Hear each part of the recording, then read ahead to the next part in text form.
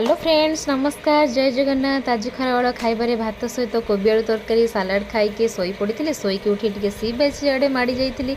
तो आम जाइलु आज नीलाद्री सी बीच। तो चलतु देखा से बीचटा केमती मोर भी तो आज फास्ट टाइम आपण मानक भी जो मैंने आसी ना से भी फास्ट टाइम। तो चलतु मो वीडियो माध्यम आपण मानक देखी केमती ये सुंदर जगहटी।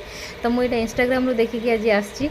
तो इंस्टाग्राम रे भाई जने गोटे पोस्ट करते नीलाद्री बीच बोली। तो यहाँ गोल्डन बीच रू टी अलग एठी जो मैंने रील्स प्रेमी फोटो प्रेमी जो मैंने अच्छा मैंने आसिकी जगटा पूरा माने पूरा फिट रही मैंने आसिकी बढ़िया से फोटो रील्स करें। तो चलते जीव आग को केमती आठी गोटे खासियत है माने एठिकार सफा सुतरा एत बढ़िया होती माने टिके भी बाली रे गोटे माने आपण कागज टुकुड़ाटे भी गोटे जरी खंडे टिके भी पाइबेनी माने एत क्लीन एठी ए जगटा। मते तो बुलिकी बहुत बढ़िया लगिला। आईटा है टी एंट्री यपटे जीवे आपण बाली रे पूरा गड़ी जावाक इच्छा हम माने एत सफा ए जगटा।